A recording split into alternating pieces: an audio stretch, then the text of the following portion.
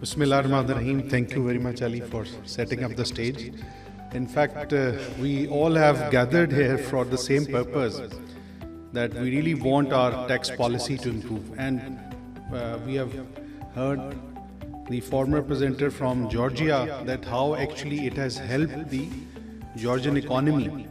So we also believe that in case of Pakistan, taxation is one policy handle which can actually bring change all across the board.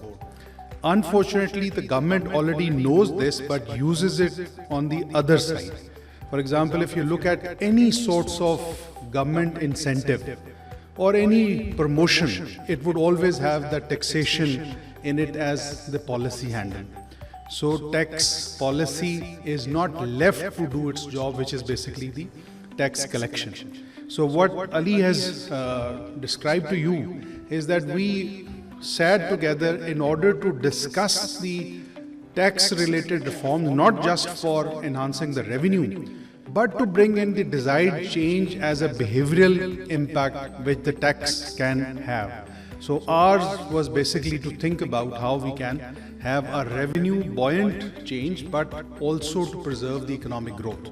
Because unfortunately, in all of the macro policies or the recent IMF programs, what we have been missing is the growth element. So we really wanted this to be there. And as Rauji has rightly explained, that we need to allow the businesses to breathe and do their job, because in turn it's also going to bring in the revenue. He has talked about the Laffer curve. Normally we take it from another perspective which we call as the transaction cost. Taxation primarily has become such a big cost for the businesses that it stops the businesses from doing its business. So it's not just the revenue anymore, it's also the other side where actually the businesses are not happening. So we really have to think through that what kind of tax collection policies we are adopting. So we have formulated a set of recommendations which are not journalistic, it is very specific. And our task was basically to give that confidence to the policymaker as well, that whatever policies they want to make, they're not going to lose their revenue. Ultimately, they're going to have more of it and on a sustainable manner. So this was basically the objective. So we wanted to present the numerics as well, so that there is some confidence. But there are risks. We are not saying that this is actually going to happen, because we never expect, we don't know that how the businesses are going to respond, but we are very hopeful, because there is always optimist approach whenever we talk with the businesses, as we have the president of the Contractors Association here.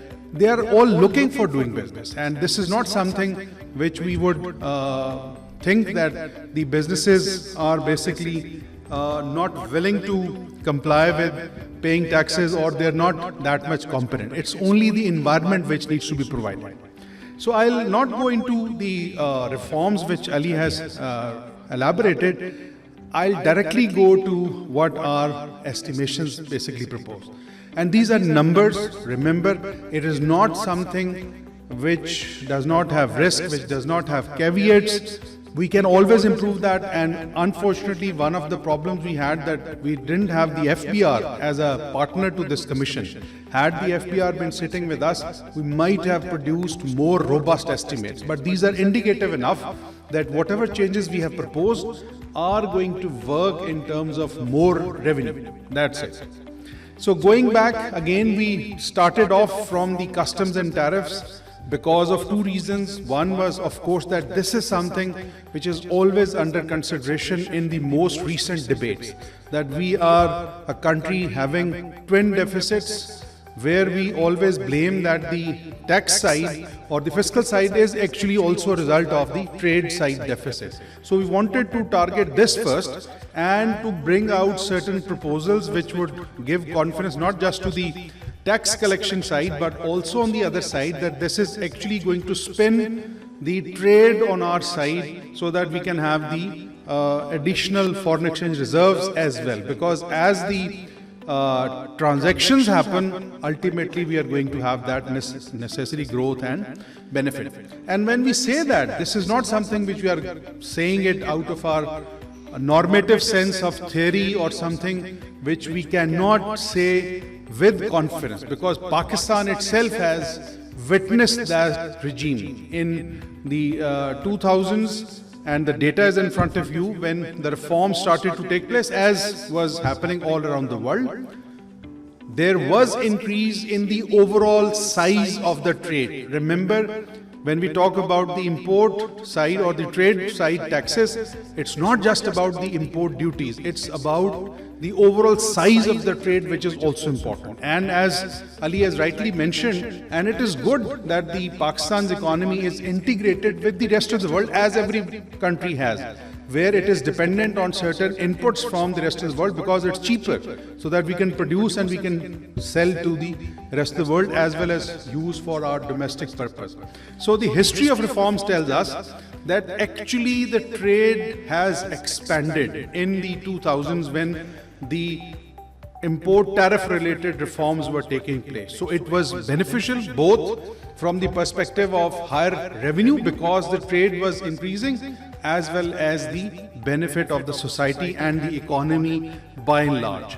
And when we say this, this is again also verifiable if you look at the revenue side. So one might say that we are losing resources because the import tariffs have gone down, but one also has to understand that since the economic activity is happening more, the overall revenue balances are going to increase. We have not included, as we move forward, the revenue estimates from the internal revenues, because once more trade happens, actually the growth in internal revenues also happen. But we just focused on the custom side so that to bring some confidence in terms of the policy making, that why this is something which is beneficial.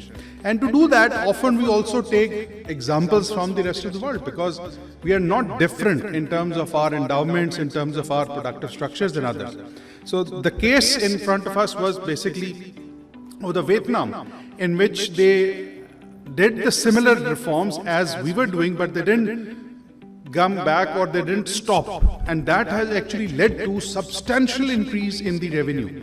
So that is something which should have been the case in Pakistan as well, had we not taken back our stance in terms of reducing the tariffs or at least sustaining that level which we had achieved. So both of these, this study as well as the historical trends actually gave us the confidence, and we estimated that it is going to bring us the desired resources in terms of additional taxes from the international trade sector.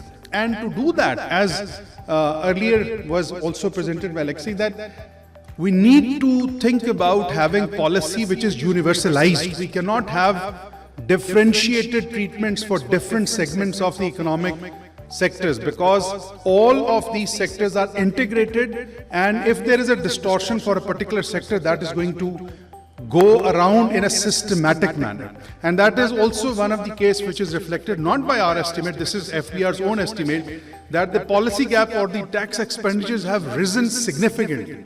So what happens is that when you increase the rates, that means that on the other side, there is going to be increased exemptions also, because the same rate applies in terms of the exemptions.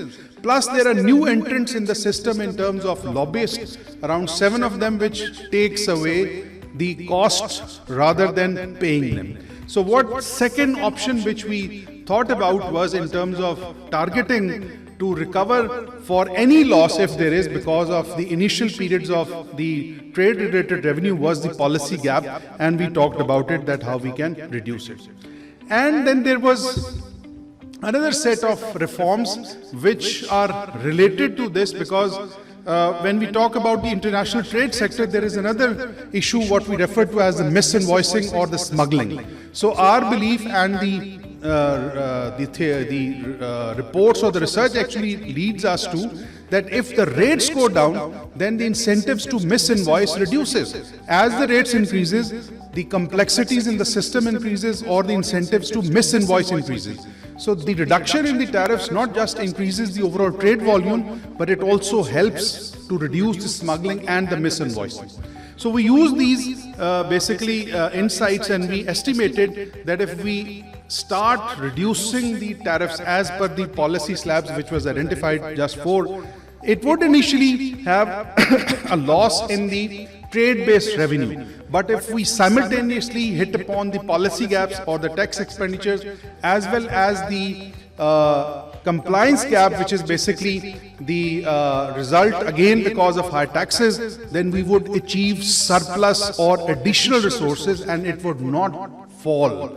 And in order to make our point more realistic, instead of focusing on the numbers, we talked about the percentages, since the data which was available to us in a verified form was of 21-22. So finally, if we go ahead with these reforms, our estimate suggested that in year 3, we would have an additional resources of around 36.5%. And if you cumulatively see, this is going to be close to 300 billion rupees of additional resources. So nothing to lose. On the second side, when we talked about the GST reforms, as Ali has alluded in terms of what were the gaps, we had a broken VAT. Everybody knows this, but this should not stop us from moving ahead in terms of applying VAT, because having a weakness or a gap should not refrain from adopting a perfect policy.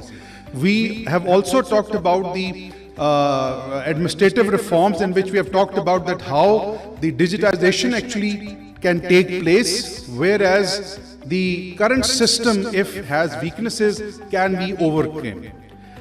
So when we talk about the reforms, again, Pakistan's case was unique, that we had plenty of trials in terms of adopting a reformed GST, having differentiated GST regime, and trying to impose GSTs on those sectors which theoretically are not part of the overall tax base. But what the world has done is that they've moved to the VAT earlier at a lower rate, because as earlier mentioned, that if you keep the rates low and you broaden the base, that's going to be more buoyant in terms of the taxation revenue. So what we have suggested is that in the short run, if you take out the additional tax rate and you cut it back, but if you switch to VAT mode, actually it is going to help you raise more revenues in the long run. But for that, what we have to do, that we have to improve the overall regime, and that is basically taken from a paper which has recently been published and authored by Dr. Ihtisham Ahmed, where they have talked about, again, starting from the exemptions. These exemptions or the tax expenditures are basically the distortion in the system, which actually does not help us in terms of adopting a universalized policy. Then there is a need of full digitization of the businesses, both internally and externally. And LSK has also mentioned, he has talked about the refund system. That means that every transaction is going to be digitalized. We cannot have exemptions. We cannot simply exclude people from not giving us the right information. But the system has to be digitalized so that the transactions on the part of interaction with the FPR actually eases up. So I'll skip that and I'll directly move to what we have estimated, that what is going to be the outcome if these reforms are taken ahead. And again, remember, we have picked to reform the exemption side by taking out certain resources from the policy gap or the tax expenditures as well, along with improvement in the compliance side. So what we have estimated, again, by the year 3, we are expecting that the revenue of the base of 21-22 would increase by 33%. And again, since the GST is the most buoyant resource in our tax collection at the FPR level, so we are expecting that we could additionally generate close to 2.5 trillion rupees worth of additional resources in just 3 years of reform. Finally, on the income tax side, again, if you look at the tax code, it's complex, it has preferential treatments, it has exemptions to the tune which is close to 500 billion rupees without any evaluation that what are they intended for, and they're increasing at an alarming pace. So what we have proposed, not just on the exemption side, we have also worked out the ideal kind of income tax slabs as well, using the labor force survey, and we have estimated that instead of lowering down the initial threshold, even if you increase it up to the tune of 800,000, but with the right kind of rates for the right kinds of the slabs, we would end up at a higher resource collection as compared to what we are doing right now. On the sides of differentiated treatments, we have again considered that instead of having different rates for different sets of income, they should be treated at par, and having average effective rate across the board would actually help us recover more resources. Ali has talked about return-based revenues coming down. We have estimated that if we move ahead by abolishing the filer-non-filer distinction, this is something which is creating more problem rather than benefit, improving the ease of filing and reducing the withholding taxes. As he has mentioned, that 44 types of withholding taxes are actually on transactions. They are not actually on the presumptive incomes, and that is actually an indirect cost which is not just affecting the transactions of the businesses but also working like an indirect tax. So if we move ahead with that, we again would end up in terms of having additional resources. And again, as earlier also mentioned on the real estate sector, that the taxes should not be presumptive, they should not be on a minimum basis, they should be on an advanced basis. And the system should be such, our FPR audit system should be improved enough that if there are any compliance gaps, that can be improved. But unfortunately, if you look at the FPR, the audit-based collections are actually falling down. So any notice which is served to the tune of 1 million would end up at a collection of maybe less than 0.1 million or something like that. So that is the problem of FPR. It should not be resulting in terms of penalizing the businesses on the other side. Ali has talked about the FED. He has talked about that maybe we have touched upon that leftward point in which there is no additional resources, but again FED is not for resource collection. This is the problem with FED, that we always think about this tax as for collection of resources, whereas this is actually to prevent that consumption. It's not for additional resources. We have a GST for that. That's the indirect tax which we should be collecting. So from that perspective, we have actually recommended that we should not only improve the regime on the cigarettes, rather we should also target the beverages, because that's also causing a problem with our health side. I'm going to quickly go through the withholding side, keeping the time problem in this, but this is just to reflect that these are basically non-income transaction-based withholdings which are lying in our system, creates the complexity. Just go through this. Maybe every business has to comply with half of these taxes because these are on withholding basis. These are touching almost all types of transactions which are related to the businesses of the common day persons and the corporate. So that is something which we have to simply take out of the system and maybe write a new income tax code. Again, we have talked about the capital gains reform, and we have also talked about actually synchronizing the real estate with the other sets of asset classes. But because the problem is that we see the real estate separately from the other sides of asset classes. If we see them together, then maybe it's easier for making the policy and to have a better compliance for both the individuals as well as for the businesses. So what we have expected through our estimation is that initially there is going to be fall in our capital gains tax, which is already very small. It's close to 10 billion rupees. But over time, this is going to be one of the buoyant resources which we can actually think through. Lastly, tax administration reforms are a must to carry on all these tax code related reforms, because if the administration does not improve, nothing can happen in terms of the policy or rates effectiveness. As we have talked about, filer non-filer distinction should be simply taken away, and there should be simply two categories, one who are required to file and the other ones which do not require to file. The idea of having a gas and electricity connection of commercial industrial nature, to have that particular code or identification which can be linked with the taxpayer, is another option. We already have this sense in terms of having a commercial bill or not, but we can identify unique code where we can improve the compliance to that. VAT mode is essential, and that can be easily done at least from the importer side, where we have all the information on the commercial importers and the wholesalers and the tier 1 retailers. And lastly, the whole audit function should be taken up in terms of the income tax, sales tax, because currently this is not helping the system.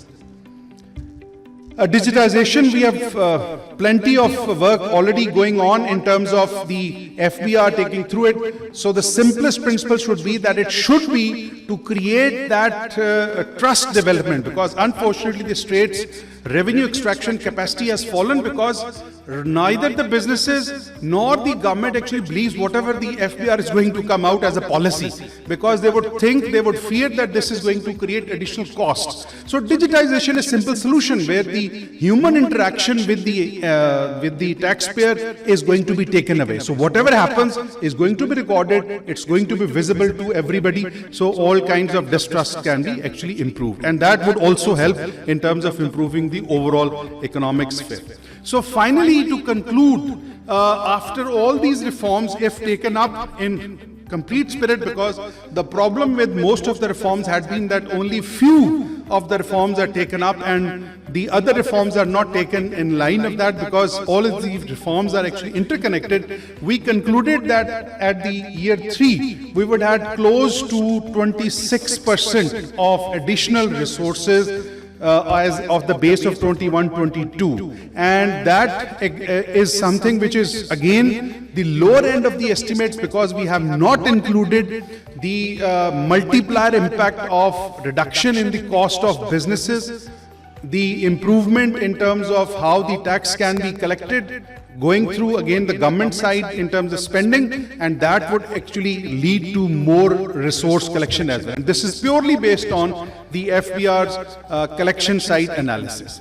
So I'll conclude here with a very simple request that if the FBR thinks that these reforms are not going to bring out certain revenue enhancements, then please read through our report. This is available with all the methodologies, and we are available for any sorts of discussion that how these reforms would be beneficial in terms of improving both the resource collection as well as improving the business environment for the growth of the economy. Thank you very much.